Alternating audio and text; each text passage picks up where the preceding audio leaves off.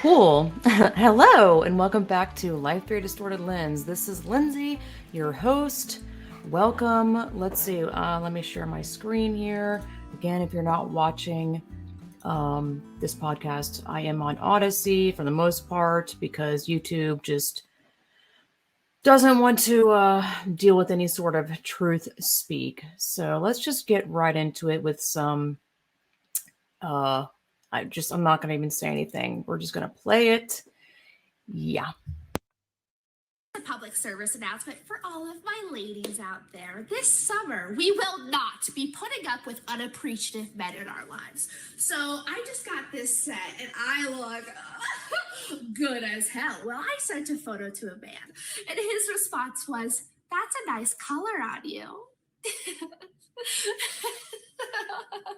No, we will not be putting up with that. I just blessed you with my beauty. And that's your response? No, you take a fire photo, send it to me, send it to your friends.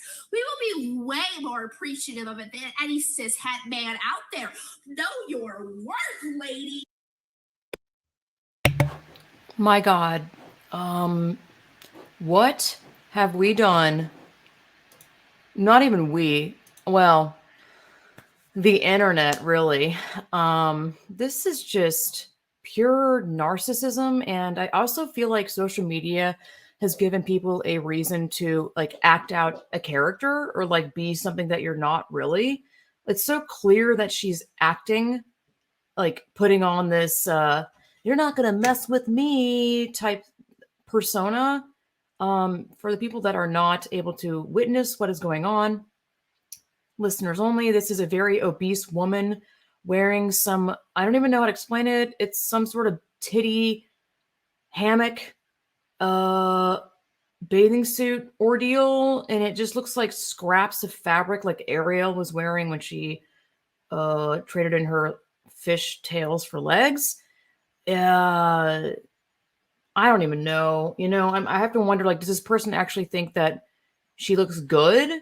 Part of me is like, yay, self-confidence is always great, and you should strive for happiness at whatever size you're at, but you should also strive for health and like to be the healthiest human body that you can be. And this woman, there's no way this woman is able to walk a flight of stairs and feel okay or even feel okay living. Like, I know for myself, when I have to pause this because it's so distracting. Maybe I'll just keep it going for you guys. You can just really study it.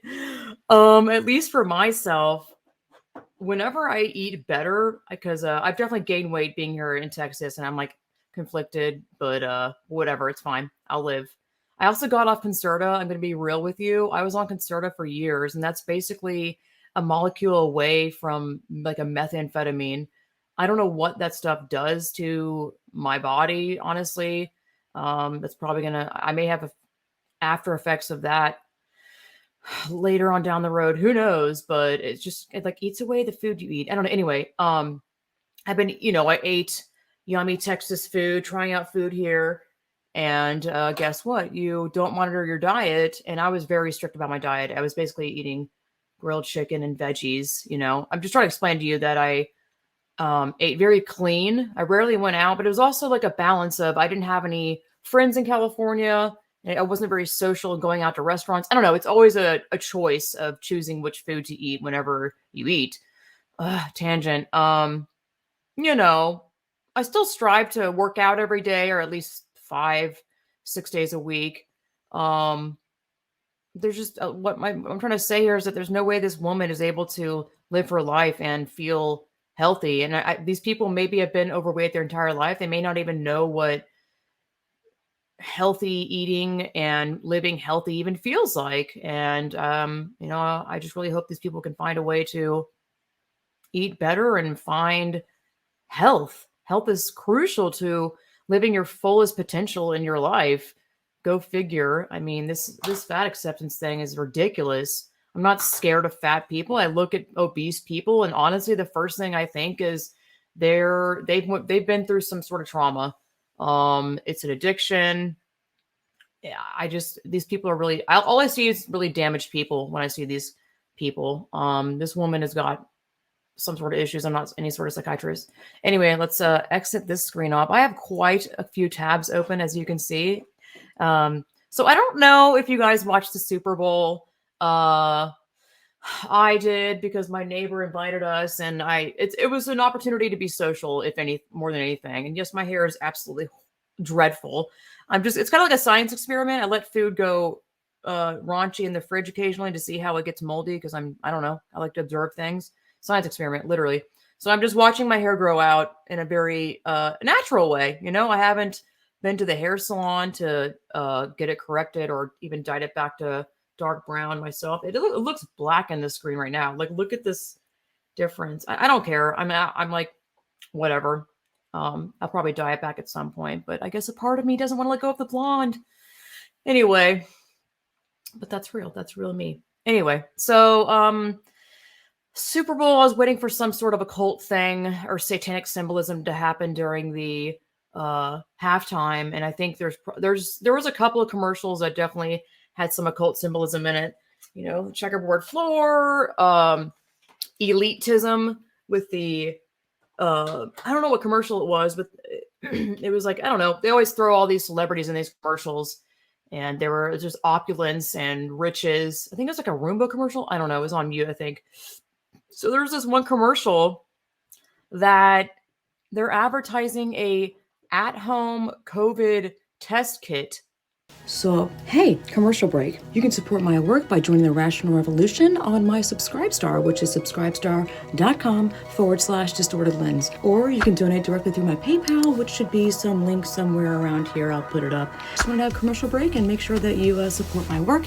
If you enjoy the work that I do, if you get any sort of entertainment, any sort of education, and you just want to support my work, you can do that by doing one of the things I just mentioned. So, back to the show.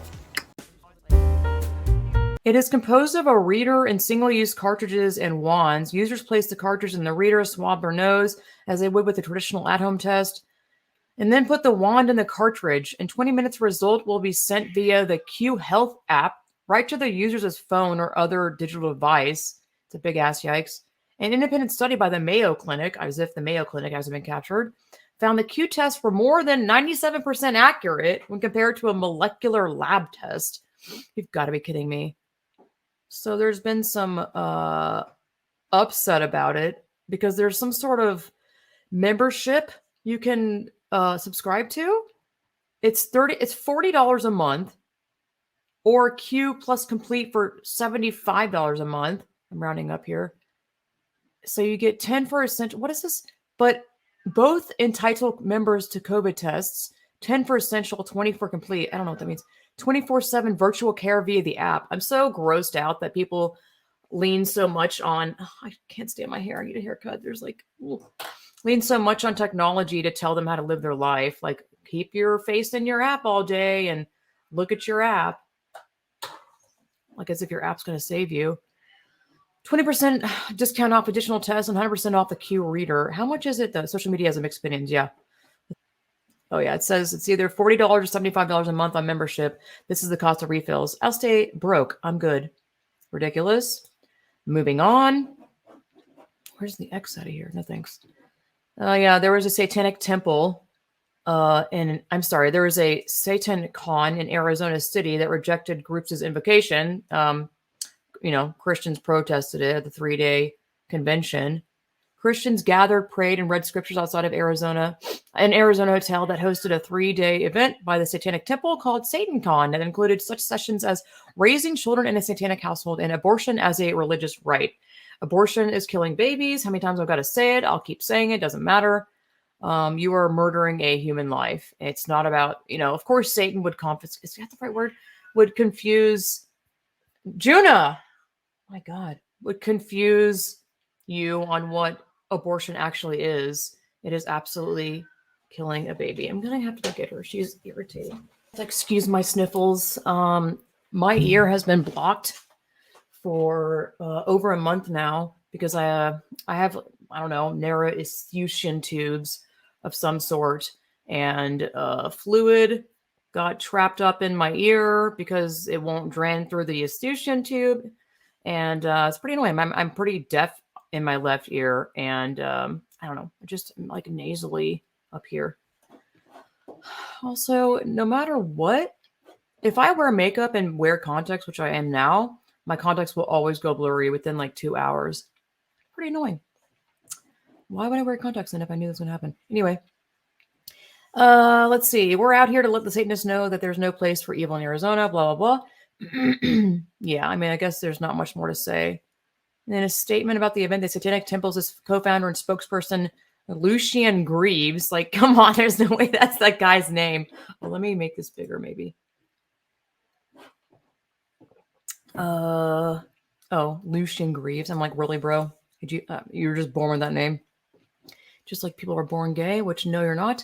In addition to creating a community for our members, SatanCon serves as an expression of our goodwill toward the city of Scottsdale, despite the perplexing and unfortunate ruling against us, which defied precedent and common sense. I'm not sure what that means.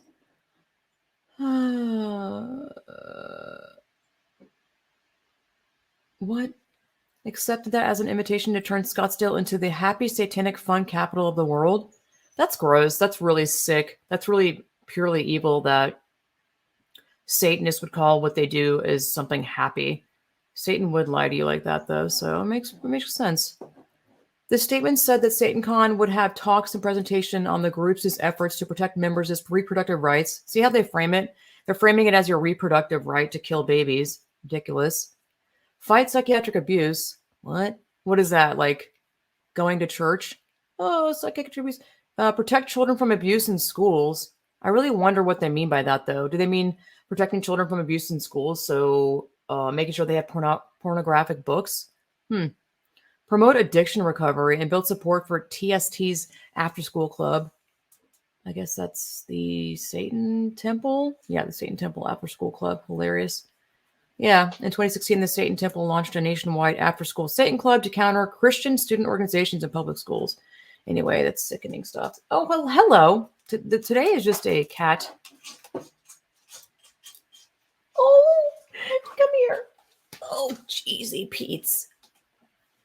Little butts. Okay, well, I'm going to have to like lean back so he can use my back. Cameo by Clippy. He's like, oh, you're recording? Well, I'm just going to come sit right here. If you're not watching and you're listening, Clippy is on the back of my chair. He loves doing this. Oh, what is this one? Oh, yeah. So I keep recording on the Canadian truckers. GiveSendGo was hacked. Donors leaked amid fundraiser for Canadian trucker convoy protest. I guess it would help if I share my screen. The Christian crowdfunding site GiveSendGo has been hacked and temporarily disabled after it facilitated raising of nearly $9 million for the convoy of Canadian truckers who have been protesting vaccine mandates. Let's see. The site has raised over $8.7 million in 1 week after the GoFundMe effort was taken down. So I think the GoFundMe left off on $10 million, which is absolutely incredible. Speaks volumes for who is behind freedom, really. Let me make sure my mic is okay here. Hackers posted on GiveSendGo a scene from the Disney film Frozen. What? As a backdrop, along with a statement blasting the website and the protest movement known as the Freedom Convoy, according to the Daily Dot's Mikhail Thalen. What? No way. That is the corniest schnit I've ever heard. I'm trying not to cuss here. It's loading. Is this a screenshot? The statement alleged that those who had contributed to the fundraiser were the same ones who had helped, quote, helped fund the January 6th insurrection in the U.S. Wow. And had helped fund an insurrection in Ottawa. This is insane. They're trying to frame it as like a January 6th moment, which we all know January 6th. On behalf of sane people worldwide who wish to continue living in a democracy, I am now telling you that GiveSendGo itself is frozen. The statement continued. Ow. As of Monday, the GiveSendGo website yields a blank white page that reads application or maintenance, blah, blah, blah. So let's see what GiveSendGo is left off on. Is this it? What? I'm going to their Twitter right now as it is quite slow in loading. So, Clippy, cheesy Pete's. So I know that they weren't taken down last that I had heard. It was back up. Let's see. Okay, this was a statement they put out yesterday. No! Clippy! Stop. Come on, boy. Go over there and look at the birds. Lord almighty. Cats are like, not today, Mom. Let me read it over here. We know there are many questions concerning the attacks on GiveSendGo Sunday evening, February 13th. GiveSendGo was attacked by malicious. And the cat is climbing the back of the freaking green screen. No, he's over there. Stop! Hey! No. He's eating my dot paper for my sewing. There was a broadcasted breach showing one such actor legally hacking into GiveSendGo and distributing the names and emails of the donors of the Freedom Convoy campaign. However, no such credit card information was leaked. No money was stolen. GiveSendGo is a dedicated team aggressively focused on identifying these malicious actors and pursuing actions against their cybercrime. At the time of the intrusion, GiveSendGo's security team immediately shut down the site to prevent further illegal actions against our site. We also have performed many security audits to ensure the security of the site before bringing the site back online. We are in a battle. We didn't expect it to be easy. This has not caused us to be afraid. Instead, it's made it even more evident that we cannot back down. Thank you for your continued support, prayers, and the countless emails letting us know that you're sitting with us. So there's that. Oh my Lord. Okay, the cats are fighting this. Stop! This is why I have to have cats like locked up in a room. Lord. What a mess. As I told Clippy to go sit somewhere, as if that's going to work. We shall see if it works. This is hilarious. This image of, what is this? This is from, I'm confused. Is this, oh my God, that is extremely lame. Like, this is hilarious. They used I guess an image from the movie Frozen. I can't really tell. It looks like some Frozen thing. Actually, yeah. That is extremely corny. It tells you the age of these people that are doing that. Yikes. Big ass yikes. Oh yeah, this is interesting. So I'm going to admit that I don't understand. I guess I could just do a Google search to understand it, but Trudeau is something in Canada, and so there's other people. Doug, I believe his name is. I could be very wrong on that. Who are apparently Ontario is going to drop COVID mandates by March. It's confusing because Trudeau is all being authoritarian and Nazi-like or Hitler-like, really. So I don't understand. I guess their branches of government. Ontario, Canada is set to drop COVID-related restrictions by March 1st after thousands of freedom-loving Canadians put pressure on government officials to ease coronavirus rules and regulations. According to a report from Deep Hive News, almost all COVID restrictions will be rolled back by March, including capacity limits for most settings. Breaking, Ontario announces it will ease COVID mandates. The government says it will remove vax passports on March 1st and lift capacity limits starting February 17th. Mask mandates will, however, remain. Interesting, this mask stuff. I've said it before and I'll say it again. The whole mask thing, it's just very clear to me that having the masks be implemented at all is to remind everyone that we're in the middle of a pandemic. So if you were to remove the mask, I really truly believe that people would just wake up. It's just a very visual reminder of the government and World Economic Forum and Klaus Schwab and all these lunatics reminding you that we still own your freedom or something of some sort. Trying to remedy the hair of some sort of thing here. Meh. Okay. Ontario will end. Okay, you get it, So it's confusing. Oh, let's see. It appears that the massive freedom convoys, which have been protesting in Canada for weeks now, likely put pressure on government officials to loosen the tyrannical grip of COVID-related, quote, emergency powers.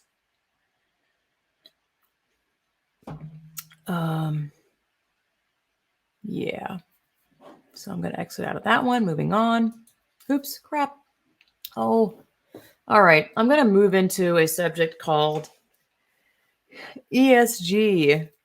ESG. I'll get into it. These are probably out of order a little bit, but bear with me here. So let's see. Democrats created legislation, which this is from Ethan Van Sciver. I could be saying that wrong on Twitter. Democrats created legislation which permits employers to invest 401ks into companies based on factors other than profitability, specifically wokeness on social issues and the climate. These companies are now incentivized to promote left-wing causes. It's basically kind of like critical race theory, Green New Deal, equality, all that woke stuff, really, to put it quite plainly. The next part, investors all watch these companies and their social credit scores as signals to where everyone who is participating is going to invest their money. This causes an especially woke companies' stock to rise, pleasing their shareholders. Finally, this means that companies must get woke quick and must make the case that they really truly care about diversity, equity, and inclusion. It's a competition to get the highest social credit score in order to attract the attention of these investors. What that means for everyone else is that we're fucked. We're going to be preached at about LGBTQ and racial issues for as long as ESG is the law. Disney and Warner Brothers are going to destroy all of their characters with race and gender swapping in order to virtue signal. These characters and IPs that they didn't create are going to be used as fuel for these companies to pretend they are super duper care because they're all in terrible debt. Star Wars, Marvel, DC, Star Trek, it's never going to stop. It's going to get far, far worse. We are talking about $35 trillion in investment capital. This, by the way, this guy's a comic artist and he's pretty damn based because I believe he used to work for Marvel or DC, one of those, and started making his own comic book because he just realized that the comics were getting ridiculously woke, making Superman gay or Superman's daughter or something, whatever. It's not even worth mentioning at this point. It's just ridiculous. So there is every reason to pretend corporations are people who care. Warner Brothers is literally inventing job titles to hire women and people of color. Vice President of Inclusion. This is not even a joke. So I'm going to go on, and this is James Lindsay. He's awesome. His Twitter is @ConceptualJames. I've been following him for a while now. He says, stay away from ESG. It's designed to make you buy into communal fascist state. Look who pushes it. So this is a screenshot from the World Economic Forum. The title says of the article, World Economic Forum releases framework to help business identify business? Shouldn't it be businesses? Identify ESG factors for long-term resilience. Let's see. And Clippy is jumping in my chair. Yet again. Oh my god. Oh my lord. I'm trying to do a podcast. This is the second time. Oh my god, cat. Lord mighty. Lord is mighty. Oh, okay, that's Tony. Okay, well, you wanted to go. Oh, I'm not a cat lady, I swear. I just have 3 cats. Continuing, you're missing out if you're not watching. American CEOs are now getting bonuses for implementing critical race theory in corporations and engaging in discrimination. This is the point of ESG scores, to force woke ideology into companies and incentivize leaders to disregard shareholder capitalism and civil rights laws. I'm going to click into this and try to read some of it, if it'll load. Oof, I can't read that from here.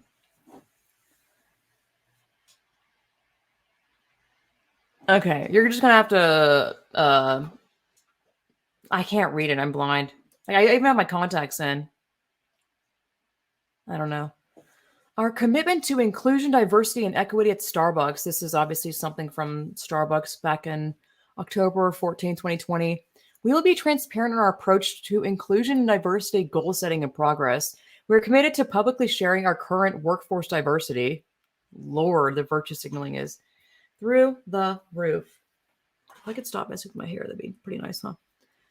We will set annual inclusion and diversity goals based on retention rates and progress toward achieving BIPOC representation, which means by persons of color. Why is this any sort of focal point or objective of these companies? It's like such a distraction from what you should be doing. Just sell the fucking coffee. Well, there goes my first cuss word. at least 30% BIPOC representation of at least 30% at all corporate levels and at least 40% at all retail and manufacturing roles by 2025. We will complete the rollout of an analytics tool that will provide leaders with visibility to current diverse representation relative to Starbucks's representation goals. We will continue to publicly share our inclusion and diversity commitments, goals, and progress through annual reporting. We will hold ourselves accountable at the highest levels of the organizations. This is exhausting. Can you believe people are actually just going with this and loving it? I mean, I worked at Starbucks for 2 years. This was years ago. And it just changed. It turned extremely corporate, as if it wasn't already, but it got really disgusting, and the fakeness of it was not good on the palate. So I quit very soon after that. It was just, that was also when they first introduced the like lunch items, like sandwiches and whatnot, and cheese plates or whatever. I was like, what is this? This isn't coffee anymore. This is bizarre. Now they have like pink unicorn vomit frappuccino. Like frappuccinos aren't even coffee. It's just pure freaking sugar. Gross. Let's see. We will incorporate measures focused on building inclusive and diverse teams into our executive compensation programs beginning in FY21. We will establish an internal governance structure to integrate inclusion and diversity throughout the organization, beginning with blah, blah. We will require all vice president plus leaders to complete a 2-hour anti-bias training in the foundational and racial bias courses from the To Be Welcoming curriculum as a role expectation. Oh, Lordy. Sick stuff. This is still James Lindsay's tweets. Let me make this bigger. This is not big enough here. The fundamentals of ESG. So, hey, commercial break. You can support my work by joining the Rational Revolution on my Subscribestar, which is subscribestar.com/distortedlens. Or you can donate directly through my PayPal, which should be some link somewhere around here. I'll put it up. Just want to have a commercial break and make sure that you support my work. If you enjoy the work that I do, if you get any sort of entertainment, any sort of education, and you just want to support my work, you can do that by doing one of the things I just mentioned. So, back to the show. Alrighty. Fundamentals of ESG.